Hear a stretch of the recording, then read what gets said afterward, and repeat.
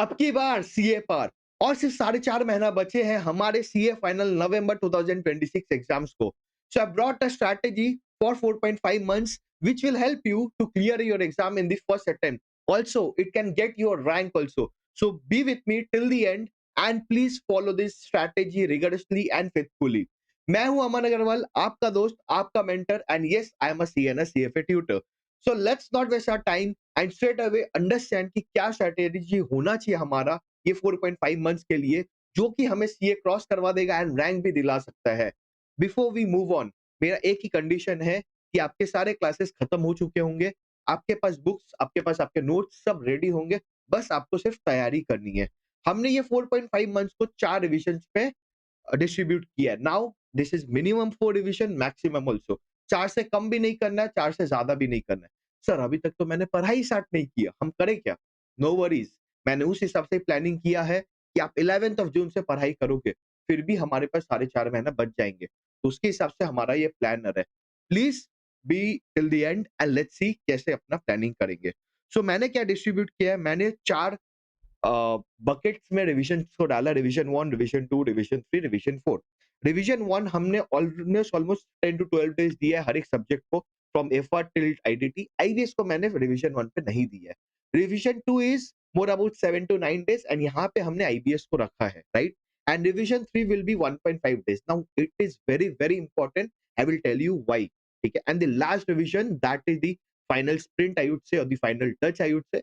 25 days around है, 5 to 6 days for each and every subject है. So this is how we have distributed our 4 revisions. ठीक है. हर एक revision का बहुत ज्यादा इंपॉर्टेंस होएगा, बिकॉज आपने देखा ही होगा मई 2026 में इंस्टीट्यूट ने अच्छा अच्छा धमाका दिया था. जनवरी 26 में भी इंस्टीट्यूट ने कुछ धमाका दिया था. मोस्ट प्रोबेबली अब institutes will give us surprises. तो सर वो सरप्राइज को हेज कैसे करें, जैसे एएफएम में हम सीखते हैं ना हेज कैसे करें, तो सर हेज कैसे करें. This strategy will also help you to hedge your risk of the surprises what institute gives you. So let's see. The first revision will be mostly मैंने स्टार्ट किया 11th ऑफ जून से and you will complete it by 10th of August. 10th of अगस्त आप complete कर लोगे. ठीक है. तो मैंने 2 सब्जेक्ट्स को रखा. कोई कोई का क्वेश्चन होता है एंड आई हैव अज्यूम्ड आप बोथ ग्रुप्स दे रहे हो, बराबर है. अब कोई कोई का होता है सर मैं एक सब्जेक्ट करूँ क्या? व्हाट आई फील इज अगर आप सुबह से रात तक एक सब्जेक्ट करोगे ना, जो दिमाग है अपना सेट नहीं होता है, वो मोनोटोनस हो जाता है, बोरिंग हो जाता है. एक ही चीज एक ही सब्जेक्ट बार बार पढ़ेंगे तो दिमाग में नहीं बैठता है. वो unnecessary what I feel is कि नहीं समझ आता. अगर आपको लगता है नहीं सर मैं एक ही सब्जेक्ट पढ़ूंगा, you can divide that dates. ठीक है. तो मैंने 2 सब्जेक्ट को कंसिडर किया. Now I have not only assume कि ग्रुप 1 एक साथ कर लूंगा, ग्रुप 2 एक साथ कर लूंगा. I have mixed group 1 group 2. See as a student I should never see group 1 group 2. I should see I have 6 subjects. तो अपना दिमाग सेट रहता है. ठीक है. तो मैंने क्या किया है, एफआर और आईडीटी को साथ में लिया है, एफएम एंड डीटी को लिया है एंड ऑडिट को अकेला पकड़ा, बिकॉज आईबीएस हम कंसिडर नहीं करे थे, राइट. हमें ये करना क्या है, रिवीजन 1 पे हमारा ड्यूटी क्या होना चाहिए. नाउ रिवीजन 1 इज समथिंग आपको कंसेप्ट अंडरस्टैंडिंग में यहाँ पे ज्यादा फोकस करना है. सर किस पे फोकस करना है यहाँ पे ज्यादा, यहाँ पे फोकस किस पे करोगे आप, कंसेप्ट्स पे ज्यादा फोकस करोगे. ठीक है. हमारा मेन एम होना चाहिए इस रिवीजन 1 पे, सर हमें हर एक टॉपिक का कंसेप्ट बहुत अच्छा आना चाहिए, हर एक चैप्टर का. ये एफआर भी हो सकता है, एएफएम भी हो सकता है, डीटी भी, आईडीटी भी. कंसेप्ट मतलब क्या सर, मैं एग्जांपल मेरा सब्जेक्ट का लूंगा एएफएम का. हम पोर्टफोलियो मैनेजमेंट को चालू किया, चलो फॉरेक्स से चालू करते हैं. फॉरेक्स को हमने देखा, स्टार्ट किया. नाउ फॉरेक्स का हम रीड करेंगे, हर एक कंसेप्ट का अंडरस्टैंडिंग लेंगे कि वो कंसेप्ट बोलना क्या चाहता है. अगर फॉरवर्ड रेट है, व्हाई फॉरवर्ड रेट, क्या होता है forward rate. So those are the kind of understandings हम लेते चलेंगे. हमारा रिवीजन 1 पे फोकस थोड़ा सा ज्यादा रहेगा कंसेप्ट्स पे, ना कि हमारे क्वेश्चन सॉल्विंग पे रहेगा. क्वेश्चन सॉल्विंग भी करेंगे, ऐसा नहीं है मैं क्वेश्चन सॉल्विंग नहीं करवाऊंगा. बट अगर अब मैं बोलूंगा वेटेज किसको ज्यादा दोगे, अगर 50-50 दोनों को देते थे तो मैं बोलूंगा 60-40 देने का है. 60% वेटेज अपने कंसेप्ट पे फोकस करेंगे एंड 40% क्वेश्चन सॉल्विंग करेंगे. ठीक है. सो हमारा only aim for revision 1 is to know our syllabus. I know कि आपको सिलेबस पता है, कंसेप्ट पता है, बट कंसेप्ट को डीप में जानने का मेरा रिवीजन 1 का स्ट्रेटेजी होना चाहिए, बराबर है. सर इस पे क्या करेंगे, स्टार्ट कैसे करेंगे सर, स्टार्टिंग आप बताओ बस मेरे को. एफआर आईडीटी पकड़ते अपने. ठीक है. आप स्टार्ट करोगे सबसे इजी चैप्टर से, द मोस्ट इजी चैप्टर आपको लगता है. सर एफआर में ना मेरे को फेयर वैल्यू मेजरमेंट वाला चैप्टर इजी लगता है, उससे स्टार्ट कर लो. सर मेरे को और कुछ ईज़ी लगता है, उससे कर लो। आईडीटी में मेरे को सप्लाई वाला ईज़ी लगता है। एएफएम में मेरे को म्यूचुअल फंड ईज़ी लगता है। आपको चैप्टर से स्टार्ट करना। You will start for every subject सबसे ईज़ीएस्ट चैप्टर जो है आपके लिए, सबसे ईज़ीएस्ट चैप्टर आपके लिए जो सबसे ईज़ीएस्ट चैप्टर है आप उससे स्टार्ट करोगे। सर ऐसा क्यों? बिकॉज़ मेरे को रिविज़न 1 में कॉन्फिडेंस चाहिए, डर नहीं चाहिए। मेरे को रिविज़न 1 में क्या चाहिए? कॉन्फिडेंस। सर कॉन्फिडेंस कब आएगा ना? एज़ एंड व्हेन आपका चैप्टर्स खत्म होते जाएगा आपको कॉन्फिडेंस आएगा, यार मेरे को आता है, इतना चैप्टर्स हो गया। स्टार्टिंग में अगर आप जो भी एफआरआईडीटी जब से स्टार्ट करो, अगर 15-20% सिलेबस अपना तो जल्दी खत्म हो जाता है ना, अपना कॉन्फिडेंस बूस्ट अप हो जाता है। CA is not only about preparation but it's also about the psychology, that is the preparation mindset, confidence वगैरह। सो वो भी बहुत इंपॉर्टेंट है हमारे लिए। हमें क्या करना है? कॉन्फिडेंस लेके आना, इजीएस्ट चैप्टर से स्टार्ट करें। हमारा यहाँ फोकस रहेगा कंसेप्ट पे ज्यादा फोकस करना, और राइटिंग में क्वेश्चंस तो करेंगे बट कंसेप्ट पे फोकस ज्यादा रहेगा। कैसे करना है आप समझते हैं। सर मैं एएफएम का एग्जांपल लेके दूंगा because that is the best I do. FM में आप म्यूचुअल फंड को लेके आए हो, म्यूचुअल फंड के कंसेप्ट समझा, सर म्यूचुअल फंड क्या होता है, ओपन एंडेड, क्लोज एंडेड क्या होता है, कैलकुलेशंस कैसे करने वगैरह वगैरह समझा। ठीक है, ऐसा नहीं करना है पूरा चैप्टर खत्म करके क्वेश्चंस पे जाना है, नहीं। कंसेप्ट पर एक हाफ ऑफ द पोर्शन, एक अच्छा पोर्शन एक चैप्टर का खत्म किया, now you go to that question, उसका क्वेश्चन करो। क्वेश्चन कैसे करना है, ये नहीं क्वेश्चन देखा आंसर भी देख लिया, नहीं। क्वेश्चन देखा आपने, नाउ सी आपको कितना आता है उस कंसेप्ट को पढ़ के। मान लो आपने ये क्वेश्चन पढ़ा, ठीक है, ये क्वेश्चन है, दिस क्वेश्चन आपने पढ़ा है, इस क्वेश्चन से आपको समझ में आता है 20%, वेरी गुड, 20% समझ आया ना हमें, हम ये 20% को सॉल्व करेंगे अपने हिसाब से। कर लिया इतना solve, now go and see the answer कि क्या आंसर में लिखा है। सर आंसर में एक से एक ऐसे करके बनाया हुआ है। अब आप समझो आपने कंसेप्ट में क्या समझा और क्या डिफरेंस था। बराबर, आपने कंसेप्ट में जो समझा उससे क्यों 100% नहीं बन पाया? क्या अंडरस्टैंडिंग की कमी थी? उसको समझ लो, वहाँ पे काम बन गया, अपना क्वेश्चन हो गया। ऐसे करके हर एक कंसेप्ट का। अब आप बोलोगे सर हर एक कंसेप्ट के लिए क्या सारे सम्स करें? नहीं। एक कंसेप्ट पढ़ा उसका 2 सम 3 सम ऐसे करोगे, बाकी सब में तो समझ ही आ जाएगा ना, फिर तो नॉर्मल प्रैक्टिस कर लेने बराबर है। हर एक चैप्टर में मिनिमम 4 से 5 सम आपको प्रैक्टिस करना है लिख के। स्क्रिबल कर लो, लिख के कर लो, और फॉर्मेटिंग नहीं चाहिए यहाँ पे मेरे को। यहाँ पे मेरे को क्या चाहिए, लिख के कर लोगे तो दिमाग में रहेगा कैसे बनाना है, बराबर? No formatting for any of the subjects, यहाँ पे सिर्फ स्क्रिबल करके लिखना है। चलेगा क्या? हाँ, बिकॉज़ हमारा revision 1 again I am saying it is more about the concept focus रहेगा। क्वेश्चन सॉल्व करेंगे to know how to apply that concept. हम जब ये 20% करें, इससे हमें ये समझ में आ रहा है वो कांसेप्ट को अप्लाई कैसे करना है। तो that is very important, concept application हम सीख गए हैं। समझ आया क्या नहीं? हाँ सर समझ आया। फिर आप क्या करोगे? आपका ड्यूटी ये रहेगा, हर एक चैप्टर का, हर एक कांसेप्ट, अभी क्वेश्चन किया मान लो। क्वेश्चन में 2-3 तरह के प्रॉब्लम्स रहेंगे। एक हो गया क्वेश्चन ही बहुत हार्ड है बिकॉज़ बहुत सारे एडजस्टमेंट है। उसको लिख दो adjustment heavy concept, adjustment heavy question. तो आपका बकेट कैसा बनना चाहिए क्वेश्चंस का? पहला क्वेश्चन का बकेट बनेगा, सर वो एडजस्टमेंट हेवी है। एडजस्टमेंट हेवी मतलब क्या? बहुत सारे एडजस्टमेंट्स है सर, वो है। सेकंड बन सकता है योर सॉल्यूशन वर्सेस आईसीआई का सॉल्यूशन अलग है। एग्जाम्पल अपने एफए में राउंडिंग ऑफ वाले बहुत सारे सम्स है, बराबर है, या फिर आपने जो मेथड से किया, इंस्टीट्यूट ने जो मेथड से किया वो अलग है, और तो उसको आप मार्क कर लोगे, बराबर।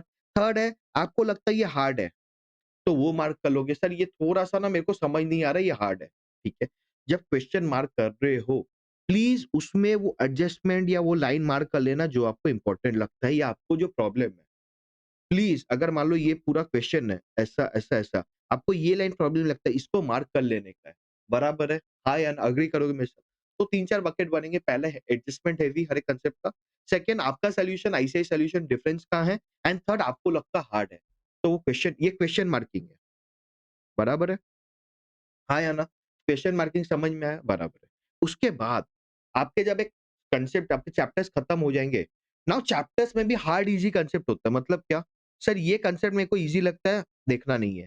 तो कांसेप्ट के बाजू में 3 बकेट अपना हमेशा बनेंगे, ईज़ी, हार्ड, मॉडरेट। ईएमएच जो अपना कांसेप्ट है एएफएम में वैसा। यहाँ पे ईज़ी लिख दोगे, बराबर है, कांसेप्ट ईज़ी। मतलब क्या, जब दोबारा रिवाइज़ करेंगे ना, वहाँ पे अलग स्ट्रैटेजी उसके लिए लगाएँगे। मॉडरेट है, हार्ड है। तो हर एक चैप्टर का भी इजी मॉडरेट हार्ड कंसेप्ट होंगे, राइट? चैप्टर खत्म, कंसेप्ट खत्म। अब वो चैप्टर को दो, इजी है, मॉडरेट है, हार्ड है। तो सर 3 जरा बना। पहला मैंने क्वेश्चन मार्किंग किया, सेकंड मैंने कंसेप्ट मार्किंग किया, थर्ड मैंने चैप्टर मार्किंग किया, बराबर है। क्वेश्चन मार्किंग इजी, अगेन अपना बकेट वाला जो था, इसमें क्या easy, moderate, hard, easy, moderate, hard, बराबर है। रिवीजन 1 बन गया अपना। 2-5 दिन आगे पीछे हुआ कोई दिक्कत नहीं है, मैंने बफर दिया हर चीज के लिए। क्लियर है? हाँ या ना? समझ आया क्या? हमारा रिवीजन 1 का फोकस सिर्फ और सिर्फ कंसेप्ट पे ज्यादा रहेगा, ठीक है? इसमें कुछ आपको मॉक नहीं देना है, कुछ नहीं देना है, आपको सिर्फ क्वेश्चंस देखने हैं, क्वेश्चंस सॉल्व करने हैं, स्क्रिबल करने हैं, फोकस हमारा कंसेप्ट पे रहेगा। ऐसा पढ़ना कि यार हमें ये कंसेप्ट दोबारा, मान लो कभी-कभी कुछ कंसेप्ट ऐसे होंगे रिवीजन 1 पे पढ़ोगे, 2-3 पे नहीं पढ़ना है, सीधा 4th पे पढ़ोगे, जो ईज़ी वाले होंगे, ठीक है? मेक श्योर करना जब आप पढ़ने बैठे हो, आप सोच के चलो ये कंसेप्ट बस आज ही पढ़ा और दोबारा नहीं पढ़ोगे। क्लियर है? समझ आ रहा है? रिवीजन 1 ऐसे रहेगा, ठीक है? इम्पोर्टेंट एंड ट्रिकी क्वेश्चन्स आप कर ही लोगे। जो सवाल पहली बार गलत होती है या फिर आपको लगता है यार इसका लॉजिक नहीं बैठ रहा है, मार्क कर लो कि यार ये लॉजिक मेरे को नहीं बैठा, तो रिवीजन 2 में वो गलती नहीं होना चाहिए फिर। रिवीजन 1 में आप क्वेश्चन कर रहे हो, नहीं समझ आया, गलत कर दिया आपने। तो रिवीजन 2 पे फिर वो क्वेश्चन करना है एंड देखना है कि यहाँ पे फिर मैंने क्या गलती किया है। अगर गलती किया है तो कंसेप्चुअली प्रॉब्लम है या क्वेश्चन नहीं समझ आ रहा है। गलत नहीं किया तो we are good enough, we have upgraded ourselves. Clear है क्या? हाँ सर। फिर रिवीजन 2 कैसे करना है सर? यहाँ पे अच्छा सॉरी, रिवीजन 1 पे अपने 2-3 चीजें और भी इम्पोर्टेंट है। क्या? अपने नोट्स बनाओगे and it is very important, अपना नोट्स बनाना बहुत इंपॉर्टेंट है। समरी नोट्स कैसा? हर एक चैप्टर का नहीं, हर एक कंसेप्ट का नहीं, जो हार्ड कंसेप्ट है, मॉडरेट कंसेप्ट है, उसका नोट्स बनाओगे। सर मेरे को तो सारे टीचर्स दे देते, आप लोग तो दे ही देते हो, फिर क्या चाहिए? हम देते हैं ना, हम पढ़ के देते हैं, हमारे हिसाब से वो समरी है। क्या आपके हिसाब से वो समरी बनेगा? नहीं, आप अपने हिसाब से समरी बनाओगे। सी अगर आप मेहनत करने के लिए रेडी नहीं हो, तो आप कैसे होगे पास बताओ? आपको मेहनत करना है, राइट? आपको रैंक लेके आना है। तो you have to do that effort, not me. You have to do this, बराबर है।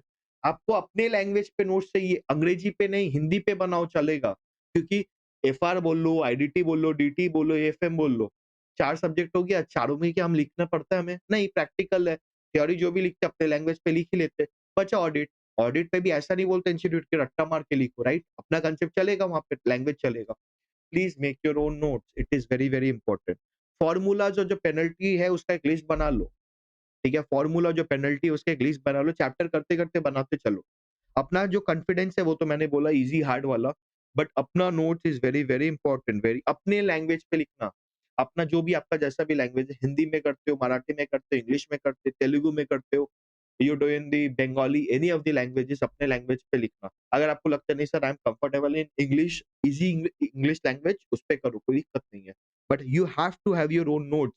This is very important for your revision 2, revision 4 and exam day पे। आपको लगेगा सर मेहनत करवा रहे हो, ऑब्वियसली सीए पढ़ाई आसान नहीं है। मैं कभी नहीं बोलूँगा कि इज़िली क्लियर हो जाएगा, मेहनत करके पास तो हो गया, बराबर है। हो जाएगा यहाँ तक रिविजन 1। हाँ, रिविजन 1 हुआ, रिविजन 2 पे आएँगे। नाउ रिविजन 2 पे मैंने 25 जुलाई से स्टार्ट किया है, it is going till 8th of September. I have given some buffer days from 9 to 15, 6 days का बफर दिया है। क्यों सर, रिविजन 1 पे थोड़ा ऊपर-नीचे हुआ या रिविजन 2 पे थोड़ा ऊपर-नीचे हुआ, तो काम बन जाएगा। यहाँ पे क्या करना है, हर एक सब्जेक्ट को रिवाइज़ करना है, कैसे करना है बताऊँगा, उसके बाद उसका मॉक देना है। हर एक कंसेप्ट जैसे 25 से 1 सितंबर को अपना आईडीटी खत्म हो गया, बराबर है? उसका मॉक देना है 2nd ऑफ अगस्त को। फिर अपना FR 2nd of August, 13th, 14th को मॉक देना है। सर ये मॉक कहाँ से दूँ? इंस्टीट्यूट का मॉक देना है। ओनली इंस्टीट्यूट का मॉक, आईसीएआई का। सर ईज़ी होता है बहुत वो, कोई दिक्कत नहीं है। आईसीएआई का मॉक दोगे आप। लिख के दोगे, पूरा 3 घंटे लिख के दोगे, फुल 3 आवर्स लिख के दोगे। सर टाइमिंग है क्या? कुछ कभी भी लिख सकता हूँ, कभी भी लिख सकते हो, रात 12 बजे भी लिखो, कोई दिक्कत नहीं मेरे को। बट आईसीएआई का मॉक देना है, फुल लिख के देना है, 3 घंटे बैठ के देना है, बराबर? 3 घंटे अपना और आईबीएस का जितना टाइम है। नाउ यहाँ पे मैंने आईबीएस को भी टाइम दिया है। आईबीएस को भी यहाँ पे 2 दिन दिया है मैंने एंड आईबीएस का मॉक लिखना है। सर ये कैसे होएगा? लिखना है, आईबीएस का मॉक लिखना है। देखना नहीं है, लिखना है। समझ में आया? हाँ सर। रिविजन 2 पे क्या है, now this is very important. जब आप रिविजन 2 पे आओगे ना, जब आप रिविजन 2 पे आओगे, there will be 2 issues. Sir मेरे को कुछ याद नहीं है। सर आईडीटी मैंने पढ़ा तो था एकदम बराबर, बट कुछ याद नहीं आ रहा है, एकदम दिमाग में ही नहीं आ रहा है। सर मेरे को क्या होएगा, पास होऊँगा या नहीं होऊँगा, नहीं समझ आ रहा है। सर आप हेल्प करो ना। कोई दिक्कत नहीं है। कुछ याद नहीं आएगा, मैं लिख के देता हूँ आपको। याद आना चाहिए भी नहीं, याद आएगा भी नहीं, याद आना चाहिए भी नहीं। तो क्या करें सर? आपको करना क्या है? आपको फिर रिवाइज़ नया करना। आप जब धीरे-धीरे रिवीजन स्टार्ट कर लोगे ना वो चैप्टर का, जैसे आईडीटी, आईडीटी आपको कुछ याद है ना, यार सब नया लग रहा है, मार्किंग क्या हुआ है बट कुछ याद नहीं रहा, समझ नहीं आ रहा है, कोई दिक्कत नहीं है। होएगा, अपने साथ भी हुआ है, आपके साथ भी होगा। आपको करना क्या है, धीरे-धीरे रिवीजन करते जाना है, देखना है। As and when you progress with the revision आपको सब याद आने लगेगा, कांसेप्ट समझ, अच्छा ये तो हमने पढ़ा था, ये ऐसा है। अब देखोगे ईज़ी लिखा हुआ है, मॉडरेट लिखा हुआ है, हार्ड लिखा हुआ है, हो जाएगा, काम बनेगा। बराबर है। यहाँ पे करना क्या है? हमने रिवीजन 1 में स्टार्ट किया था ईज़ी चैप्टर से, यहाँ पे स्टार्ट करोगे हार्डेस्ट चैप्टर से, एकदम सबसे हार्डेस्ट चैप्टर। जो एकदम हार्ड है, सबसे हार्ड चैप्टर है, वो चैप्टर से स्टार्ट करना है, आईडीटी का, डीटी का, सारे सब्जेक्ट्स का। क्यों सर? क्योंकि मेरे को हार्डेस्ट चैप्टर जब बन जाएगा ना, निकल जाएगा, मेरे को लगेगा यार काम बन गया। कॉन्फिडेंस और ज़्यादा बिल्डअप होगा। रिवीजन 1 पे तो हमें सिलेबस कंप्लीट करने का कॉन्फिडेंस चाहिए था। रिवीजन 2 पे हमें आने का कॉन्फिडेंस चाहिए। हर एक रिवीजन का अलग-अलग साइकोलॉजी होता है बेटा, उसको आपको फॉलो करना है। बराबर है? यहाँ पे अब आपको करना क्या है? आपने जो नोट्स बनाया ना अपना समरी नोट्स, कोई-कोई चैप्टर का बनाया है, वो चैप्टर को यहाँ से रिवाइज़ करना है। क्लास के टीचर के नोट से नहीं, मेरे नोट से नहीं, कोई दूसरे ट्यूटर के नोट से नहीं, कहीं से नहीं, बुक से नहीं, आपके नोट से रिवाइज़ करना है। बराबर है? ठीक है। क्या रिवाइज़ करना है सर? आप क्वेश्चन उसका नोट्स देख लोगे, कांसेप्ट देख लोगे, अंडरस्टैंडिंग आंसर्स में चल जाओगे। Now when you are going to the revision 2 and जब क्वेश्चन सॉल्व करोगे, कांसेप्ट वाइज़ नहीं जाओगे। सीक्वेंस ये नहीं करोगे कि म्यूचुअल फंड का हमने एक्सपेंस रेशियो का कैलकुलेशन किया है, तो एक्सपेंस का ही कैलकुलेशन देखेंगे, नहीं। रैंडम लोगे आप। मतलब क्या? अ, एनएवी निकालने का क्वेश्चन देख लोगे। मतलब क्या, पूरा मैंने म्यूचुअल फंड पढ़ा, फिर हम क्वेश्चंस पे जाएँगे। रिवीजन 1 पे क्या करे थे, concept question, concept question, concept question करे थे। रिवीजन 2 पे full concepts then go to the revision. Full concepts then go to the revision. समझ आया? पूरा कांसेप्ट पढ़ेंगे एंड फिर क्या करेंगे, फिर रिवीजन पे जाएँगे। समझ आया है क्या? हाँ या ना? हाँ, क्वेश्चन सॉल्विंग पे जाएँगे। Now once you are going to the question solving, यहाँ पे हमें फॉर्मेटिंग का ध्यान रखना है, अच्छे से लिखना है। हर एक चैप्टर का 4 से 5 क्वेश्चन्स लिख के करना है, या फिर हाँ, 4-5 क्वेश्चन्स, कोई-कोई का 2-3 भी हो सकता है। बट 4-5 क्वेश्चन्स तो मिनिमम लिख के करने ही करने हैं, हर एक सब्जेक्ट का, हर एक चैप्टर का। एंड फॉर्मेटिंग ध्यान देना है, सब प्लस माइनस कैसे दिखाना है, प्रेजेंटेशन कैसे करना है, सब कुछ। ऑडिट में भी क्वेश्चन लिख के करने के सर, हाँ, लिख के करने थे। सब लिख के करना, बराबर है। यहाँ पे आपका फोकस रहेगा रैंडम क्वेश्चन, जो ईज़ी कांसेप्ट्स बोले थे ना, उसका सीधा क्वेश्चन पे जाओगे। अगेन, कांसेप्ट पे ईज़ी था, मॉडरेट था, हार्ड था। हार्ड और मॉडरेट का तो कांसेप्ट पढ़ लोगे। ईज़ी का जो है ना, कांसेप्ट नहीं पढ़ोगे, सीधा क्वेश्चन पे जाओगे। समझ आया? आया कि नहीं आया? हाँ सर। यहाँ पे प्रेजेंटेशन पे ध्यान रखोगे, आईसीआई क्या बोला है नहीं। यहाँ पे आपने जो क्वेश्चंस का मार्किंग किया था, आईसीआई वर्सेस मेरा, आपको याद रखना है, आईसीआई का आंसर लिखना है वहाँ पे। बराबर है? जो हार्ड था, क्या एडजस्टमेंट हार्ड था, एक बार ट्राई करोगे खुद से हो रहा है कि नहीं। हो गया तो उसको हार्ड से हटा दोगे। यहाँ पे इसका मतलब क्या सर? जब रिवीजन 1 पे हमने जो मार्किंग किया था क्वेश्चंस का, बराबर है? हार्ड है या फिर सॉल्यूशन में डिफरेंस है, बराबर है? अब जब रिवीजन 2 कर रहे हैं हम, वो हार्ड क्वेश्चन को मान लो हमने सॉल्व किया, बराबर है? एंड वो हार्ड क्वेश्चन अब सॉल्व करके लग रहा है, अरे ये तो समझ ईज़ी है, अब चल जाएगा, समझ आएगा। इसको हार्ड से हटा दोगे, इसको लिख दोगे ईज़ी। समझ आया? Changing the pattern. एक क्वेश्चन बार-बार हार्ड नहीं हो सकता, 4 बार हार्ड नहीं होएगा। ये गलत तरीका, बराबर है? फिर यहाँ पे कोई नया हार्ड लग सकता है, मार्क कर लो उसको हार्ड। क्लियर है? सर कहाँ मार्क करें? अपना कोई शीट बनाए कैसा? मेरे को लगता है बुक के जो अपने इंडेक्स होता है ना, वहाँ पे ही मार्किंग गंदगी से करो, या कोई एक कॉपी पेन पे एक जगह लिख लो। ऐसा एक पतला सा कॉपी ले लो, नोटबुक ले लो, जहाँ पे मार्किंग नंबर लिख लो। कैसा? म्यूचुअल फंड 2, 5, 8, 10 ऐसा लिख लो। एक्सेल वेक्सेल का नाटकबाजी नहीं चाहिए मेरे को, कॉपी पेन का नाटकबाजी चाहिए। बराबर है? क्लियर है? चलेगा क्या? रिवीजन 2 क्लियर है? हाँ या ना? ठीक है। Revision 3, now this is very very important guys. ये 10 दिन का रहेगा। This revision 3 is for full 10 days from effort till IBS. This is how you will perform in your exam. मतलब क्या? हम एग्जाम में वो 10 दिन जैसे बिहेव करेंगे, ये 10 दिन भी वैसे ही बिहेव करना है। ठीक है? एक्चुअल 16 से 29 मतलब 12-13 दिन वैसे ही बिहेव करना है। क्लियर है? सर हम एग्जाम 2 से 5 देते हैं। यहाँ पे भी एग्जाम 2 से 5 देना, मॉक एग्जाम। बराबर है। सर एग्ज़ाम में हम खाना ये खाते हैं, वो करते हैं। How you will perform in 10 days, वैसे ही परफॉर्म करना है। सर इसका फ़ायदा क्या है? इसका फ़ायदा, यू विल नो वो स्ट्रेस कैसा होएगा। फर्स्ट अटेम्प्ट आपका पता नहीं होगा। सर मैंने तो इंटर दिया, मेरे को तो समझ आएगा। Finally is all different. Sir मेरा ये सेकंड अटेम्प्ट है, थर्ड थर्ड अटेम्प्ट है। सर मेरे को क्यों ज़रूरत है? फिर भी ज़रूरत है। हर एक एग्ज़ाम का, हर एक अटेम्प्ट का जो स्ट्रेस होता है वो अलग होता है। हम भूल जाते हैं, बराबर है। और ये हमें सितंबर में करें, नवंबर में एग्ज़ाम है, तो महीने भर का ही गैप मिलेगा हमें, तो स्ट्रेस याद रहेगा। This 10 days is to take all that stress which we will have during the exam days, to take all that uh, characteristics which will behave during the exam day, जैसे exam के दिन behave करेंगे, हमें वैसा ही behave करना है। Sir हम 2 से 5 एग्जाम देते हैं, 2 से 5 एग्जाम ही देना है, मैंने लिखा एग्जाम डे मॉक। सर हम सोते 2 घंटा, 4 घंटे, 6 घंटे वैसे ही सोना है। सर हम कोई से बात नहीं करते, मत करना है। सर घर वाले को हम भूल जाते, भूल जाना है। जैसा 10 दिन बिहेव करते हो वैसे ही बिहेव करना है। सर रिवाइज़ कैसे करना है? जैसे एग्जाम में रिवाइज़ करने का सोच के रखे हो वैसे रिवाइज़ करना है। Now it is up to you, ये मैं आपके लिए छोड़ता हूँ। आपको कैसे रिविज़न करना है।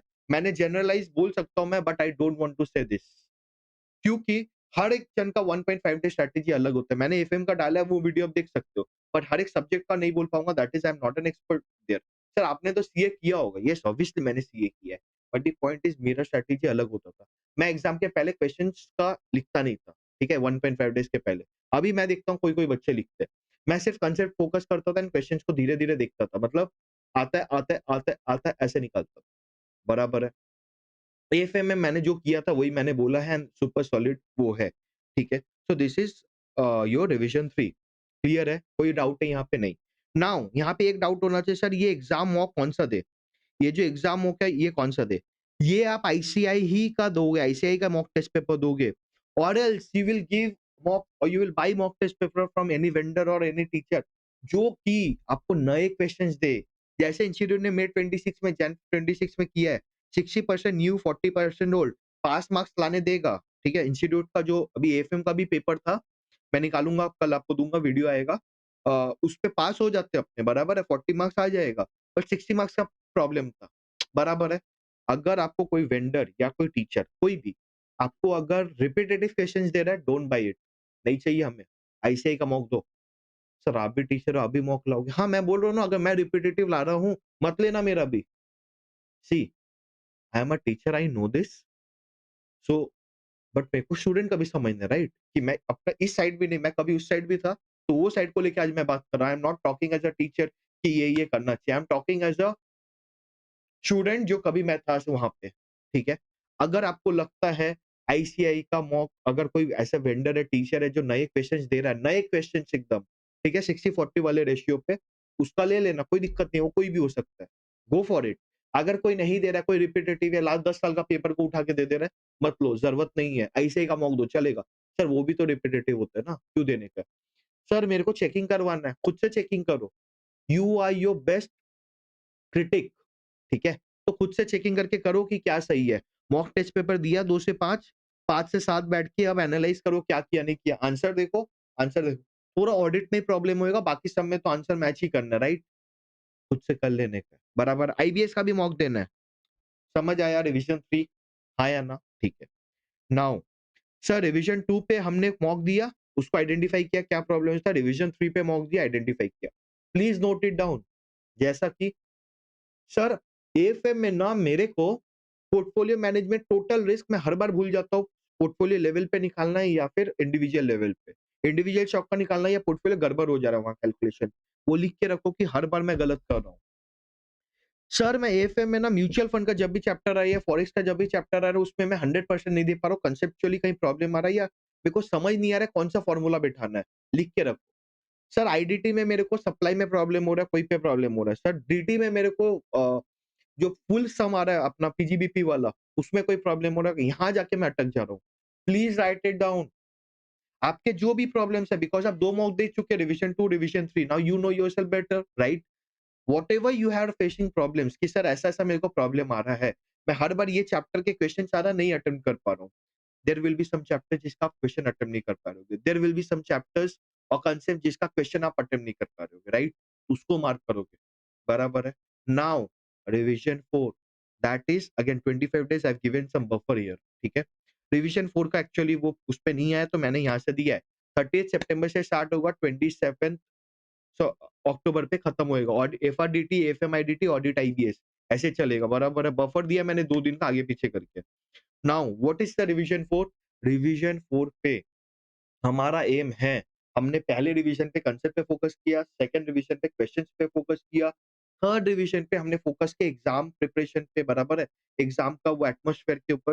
फोर्थ रिवीजन है सर हमने जो भी किया है, अब this is the final call, this is the final bell. Revision 4 start करने के पहले अपने दिमाग में ये रख लेना, आज जो मैं कंसेप्ट पढ़ रहा हूँ वो आखिरी बार पढ़ रहा हूँ, इसके बाद जिंदगी में वो किताब देखना नहीं पड़े मेरे को। अपने आप को ये बोलना है, दिस इज द, सपोज मैं अपने आप को बोल रहा हूँ, I will say to myself, Aman this is the last time you are studying this. उसके बाद ये कॉपी नहीं खोलना है, ये बुक, ये कंसेप्ट नहीं खोलना है। उसके बाद मैं सीए बन जाऊंगा, फिर मेरे पास पैसा ही पैसा होएगा, जॉब ही जॉब होगा, बिजनेस ही बिजनेस होगा, जो करना है आपको, बराबर है। This is the last time I am reading, I will read it very faithfully rigorously, और बहुत अच्छे से मैं मन लगा के पढ़ूंगा, मेरा हो जाएगा। ये लास्ट अटेम्प्ट है मेरा और मैं कर लूंगा। मैंने किया है पहली बार, अभी भी कर लूंगा मैं। कोई नई बात नहीं है, कोई रॉकेट साइंस नहीं है, मैं कर लूंगा। अपने आप को ये बोल के रिवीजन को स्टार्ट करना, बराबर है। रिवीजन 4 पे करना क्या है, चैप्टर्स उठाने हैं, चैप्टर्स के कंसेप्ट को अगेन बहुत जल्दी जल्दी रिवाइज करना। अभी कंसेप्ट पे 10 घंटा नहीं लगाना है, एक चैप्टर का कंसेप्ट आधे घंटे, 40 मिनट, 50 मिनट में हो जाना चाहिए, बराबर है। ना उसके क्वेश्चंस पे फोकस करो, न्यूएंसेस पे फोकस करो, आपको लगता है मैंने ये गलत किया, वो गलत किया, उस पे फोकस करो। रिवीजन 1 2 3, इससे आपको लर्निंग्स मिली होगी। आपको लगा होगा यार एफएम में, जैसा अभी मैं एफएम का बताऊं, एफएम में आपको लगा होगा हमेशा हम थ्योरी पे मेरा गड़बड़ हो रहा है, फोकस करो थ्योरी पे। आपको गड़बड़ लग रहा है फॉरेक्स के फेथ वाले सम्स पे, फोकस करो उस पे। सर मैं फॉरेक्स छोड़ के जाना चाहता हूँ।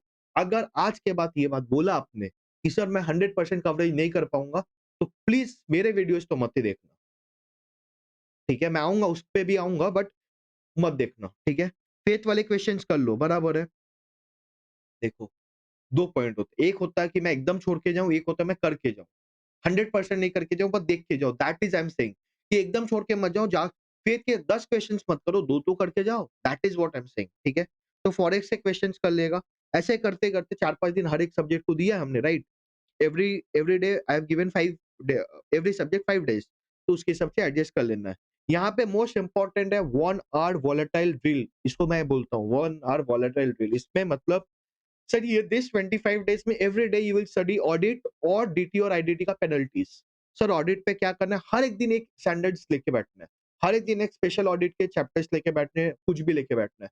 उस पे करना क्या है, अगर 1 घंटा मैं लेके बैठा हूँ, 25 minutes 30 minutes will be concept of that chapter and 30 minutes will be question solving. एक क्वेश्चन हो, दो क्वेश्चन हो, तीन क्वेश्चन हो, चलेगा मेरे को, बराबर है। मान लो 10 दिन में हो गया अपना, बीच बीच में क्या करोगे, जो फर्स्ट दिन पढ़ा था वो फिफ्थ डे पे फिर उठा लोगे, मेरे को याद है कि नहीं। ये जो 25 दिन है, 1 घंटे में रट्टा मारना ऑडिट को, क्योंकि हो गया अपना कंसेप्ट, हो गया सब कुछ। वो जो कीवर्ड्स है वो रट्टा जाना चाहिए, जो 25 दिन में रहेगा वो एग्जाम पे याद आ जाएगा। मैंने पहले दिन से क्यों नहीं बोला, कोई सेंस नहीं, भूल जाओगे। एग्जाम के लास्ट महीना ये करोगे तो बहुत इफेक्टिव रहेगा, बराबर है। हर 1 घंटे बैठ के ऑडिट, कभी भी दोपहर को हो, शाम को हो, जब भी हो, आपको लगता है यार पढ़ाई नहीं होता, तब करना है, बराबर है। ऑडिट के कंसेप्ट जो उठाओ, डीटी आईडीटी के पेनल्टीज उठाओ। क्लियर है, हाँ या ना, यस और नो, चलेगा, समझ में आया। 4 रिविजन्स, तो एक बार मैं जल्दी से समराइज कर देता हूँ। 4 रिविजन्स होंगे, first, second, third, fourth. First will be more on the concept, second will be question solving and formatting, third will be exam oriented, fourth will be to have all the upgradations and just a actually it will be a proper revision. First वाला concept building था, second वाला question execution था, application था, third exam and fourth revision, actual revision जिसको बोलते हैं, बराबर है। समझ में आया यहाँ पे। कुछ कुछ पॉइंट्स आपको याद रखने हैं। 30th अक्टूबर से आपको एफआर करना है। 30th अक्टूबर से आपको एफआर करना है, बराबर है, बराबर है। बिफोर वी मूव ऑन, थोड़ा मेरे को आपसे बात करना है। बात क्या करना है, तो लास्ट है, लो 2-5 मिनट और। सीए बनोगे तो आपका फायदा है, ना मेरा फायदा है, ना कोई का फायदा है, सिर्फ आपका फायदा है, ना आपके माँ बाप का फायदा है, ना आपके घर वालों का फायदा है। सीए नहीं बनोगे तो आपका नुकसान है, कोई और का नुकसान नहीं जाता है। अभी ये जो साढ़े 4 महीना है, इसमें मस्ती करोगे, आपको नुकसान है, कोई और का नहीं जाता है। There are some of the points which I want to say, and अगर आपको बुरा लगता है, बुरा लगे, because right now I am not talking as a teacher. अगर मैं टीचर के हिसाब से बोलता तो बहुत कुछ नहीं बोलता अभी, but I am talking now as a student, और एज़ अ बड़े भैया आप बोल सकते हो मेरे को, ठीक है, कि सर भैया के हिसाब से मैं आपको गाइड करना चाहता हूँ। ये जो साढ़े 4 महीना है बेटा, इसमें फोन तो एकदम उठा के फेंक दो। क्या करो, फोन उठा के फेंक दो। सर मेरे को ये अमेंडमेंट देखना, वो रुको रुको बताता हूँ। फोन उठा के फेंक दो, ठीक है। सारे टीचर्स को भूल जाओ। टीचर बोल के दुनिया में कोई होता है उसको भूल जाओ। नहीं होते कोई टीचर्स बोल के, ऐसा सोचो। दुनिया में क्या हो रहा है, कुछ नहीं है, दुनिया गई भाड़ में। दुनिया बराबर है। सर ईरान यूएस का वॉर चल रहा है, मेरा कुछ हो गया तो नौकरी नहीं मिला, एआई आ गया तो आपको क्या मतलब है? सीए नहीं बनोगे तो वैसा भी नहीं मिलेगा। बुरा लगा सुनने में, लगेगा। मैं बुरा बोलने ही बैठा हूं, बराबर है। दुनिया से कोई मतलब नहीं होना चाहिए। कोई से कोई मतलब नहीं होना चाहिए। आपको सिर्फ एक ही चीज होना चाहिए, मेरा सीए। सर मेरी गर्लफ्रेंड है, मेरा बॉयफ्रेंड है, प्रॉब्लम्स चल रहा है, रहने दो वो प्रॉब्लम्स। वो प्रॉब्लम्स एग्जाम खत्म होते उस दिन सॉल्व करेंगे। आप नहीं कर पाओगे, मेरे को बोलना, मैं आपका सॉल्व करके दूंगा प्रॉब्लम। दुनिया में ऐसा कोई प्रॉब्लम नहीं है मैं आपका सॉल्व नहीं करके दे सकता हूँ। क्या प्रॉब्लम है? अभी आप अगर प्रिपरेशन स्टेज में, पैसा का प्रॉब्लम आना नहीं चाहिए। सर घर पे पैसे के प्रॉब्लम है, जॉब करने जा रहे हो, नहीं भूल जाओ उसको। सर मेरे घर पे ये प्रॉब्लम है, क्या कर लोगे? कुछ कर पाओगे? नहीं। 4.5 मंथ सिर्फ पढ़ाई। सर मेरे पास ये इश्यूज है, रहने दो, सब मैं करूंगा आपके साथ सॉल्व। खुद नहीं कर पाओगे, मेरे को बोलना, मैं सॉल्व करवाऊंगा आपका। बट आफ्टर 4.5 मंथ्स, एग्जाम देने के बाद, एग्जाम तक मैं आपसे कुछ नहीं सुनना चाहता हूँ। टेलीग्राम, व्हाट्सएप, फेसबुक, इंस्टाग्राम सब ब्लॉक कर दो, हटा दो, डिलीट कर दो, टेम्पररी डिलीट कर दो। चलेगा, मेरे को डीएक्टिवेट कर दो।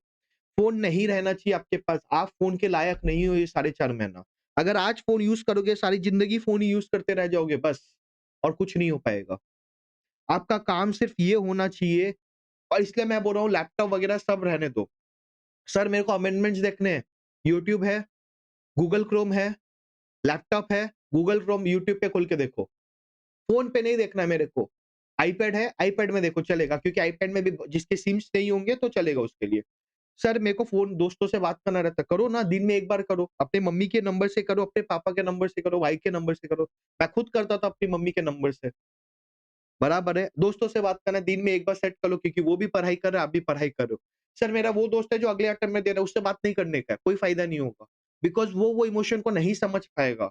And I am telling you, वो नहीं समझ पाएगा, जितना ही वो खास दोस्त है। सर वो भी तो सीए कर, आई नो वो सीए कर रहा है, बट वो मोटिवेशन नहीं आती। जो स्ट्रेस होता है वो आपको ही आएगा, उसको भी नहीं आएगा, उसका नेक्स्ट अटेम्प्ट आएगा।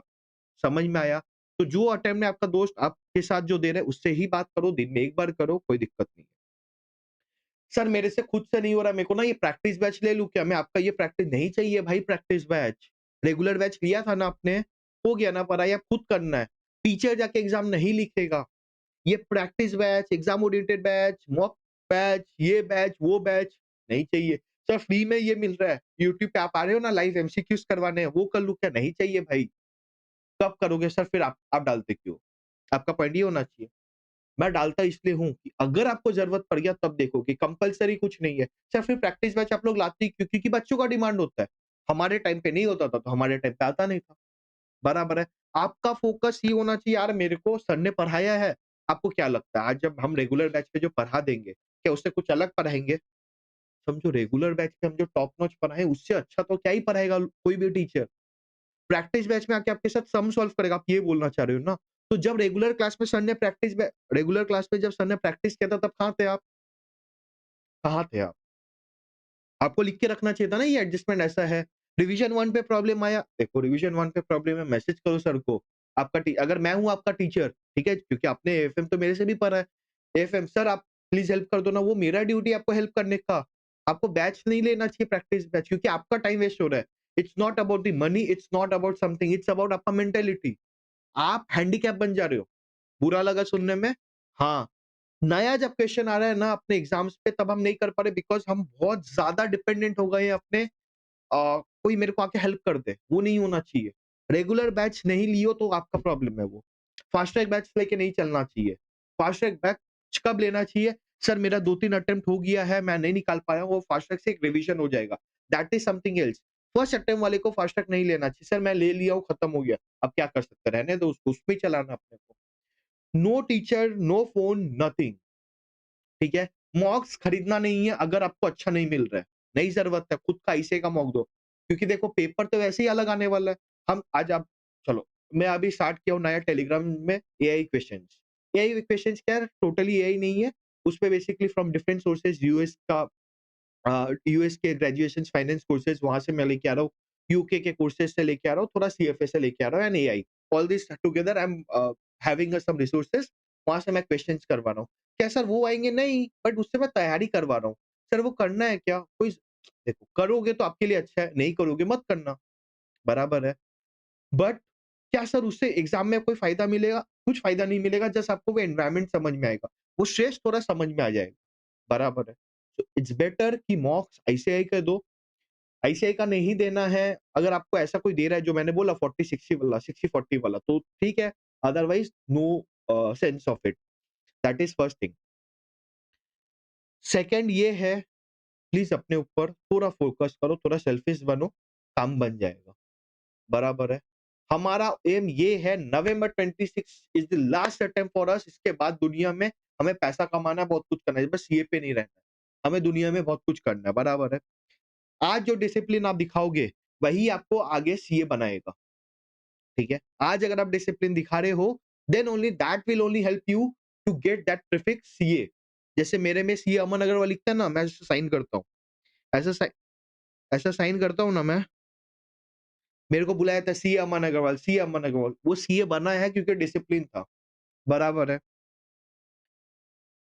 थर्ड, मेरा एक स्टडी प्लानर है, अगेन नो प्रमोशन, फ्री पे है तो बैक प्रमोशन करके करूँ भी क्या, बराबर है। फ्री पे एक स्टडी प्लानर है, अगर आपको चाहिए तो आप मेरे को 9321357556 पे मैसेज कर सकते हो, ये मेरा व्हाट्सएप नंबर है। मेरी टीम देखती है, मैं भी देखता हूँ, इस पे जो भी डाउट्स आते हैं, एकेडमिक डाउट्स, वो मैं इस नंबर पे मैं लेता हूँ एंड बाकी सब टीम लेती है, बराबर है। आपको जो भी प्रॉब्लम है आप इस नंबर पे व्हाट्सएप करो, मेरी टीम आपको स्टडी प्लानर व्हाट्सएप कर देगी, ठीक है। सर व्हाट्सएप पे क्यों? Because I don't prefer Telegram पे ये सब देने का, व्हाट्सएप पे, because that I will have also कि मैंने इसको दिया, कोई प्रॉब्लम है तो इसको हेल्प कर पाऊँ, right? That is the only purpose. WhatsApp करना है मेरे को, वो स्टडी प्लानर डाउनलोड कर लेना है, बराबर, वो एक्सेल फाइल है, गूगल शीट है, उसके बाद व्हाट्सएप नहीं रखना है अभी, क्योंकि अभी चालू करोगे, ले लो, मांग लो, यूज करो, उसके लिए व्हाट्सएप और नहीं चाहिए, बस एक बार लेने के लिए चाहिए, वो लिंक लेने के लिए, बराबर है। समझ आया क्या? ठीक है। ये जो साढ़े 4 महीने हैं, इस पे बहुत सारे इमोशंस आएंगे, डर, एक्साइटमेंट, एंजाइटी, डिप्रेशन, स्ट्रेस, सब कुछ आएगा। सारे इमोशंस को लेना है, कोई इमोशंस को भागना नहीं है कोई से। रोना आएगा, रो लो।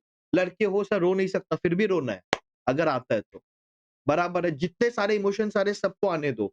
एंड दैट इज, क्योंकि सीए जिस दिन बन जाओगे, जिस दिन वो अपना जो सीट है उस पे पास पास देखोगे ना, रैंक देख लोगे, उस दिन ये सारे इमोशंस का भरपाई हो जाएगा वहां पे, बराबर है। तो जो भी आ रहा है आने दो, कोई दिक्कत नहीं है। सर मेरे को ना एंजाइटी आता, कोई नहीं है मेरा दोस्त, मेरे को समझ नहीं आता बात करना है, नंबर दिया हूँ, कॉल कर लो, एक बार मैसेज डाल देना, सर मैं आपको कॉल करना चाहता हूँ। सर मैं व्हाट्सएप पे नहीं हूँ, कैसे मैसेज करूँ? टेक्स्ट मैसेज कर देना, ठीक है, मैं कॉल कर लूंगा, ठीक है। सर रात 12 बजे चलेगा मेरे को, अगर मैं अवेलेबल हूँ मैं फोन कर लूँ। 4.5 महीने मैं हूँ आपके साथ, कोई भी डाउट है, अगर आपको लगता है आपके दोस्त से नहीं बात बन पा रहा है, मेरे को कॉल करके कुछ बोलना है, कुछ भी बोलो, सर मेरा ये नहीं हो रहा है, वो नहीं हो रहा है, वो नहीं हो रहा है। I will be a good listener then. 4.5 months I will be a good listener for you. बराबर है? प्लीज बिना डरे अपना पढ़ाई करो, बिना डरे पूरी मेहनत करके क्लियर करना है नवंबर 26। अगर आप सीरियस हो नवंबर 26 क्लियर करने के लिए, please go in the comments and write November 26 mine. I want to have as many as comments as possible. November 26 is mine. बराबर है? आज के लिए इतना ही रखेंगे, मिलते हैं नेक्स्ट वीडियो में, तब तक के लिए एंजॉय करें एंड क्यूरियस रहे, because curiosity will help you discover interest and grow in your life.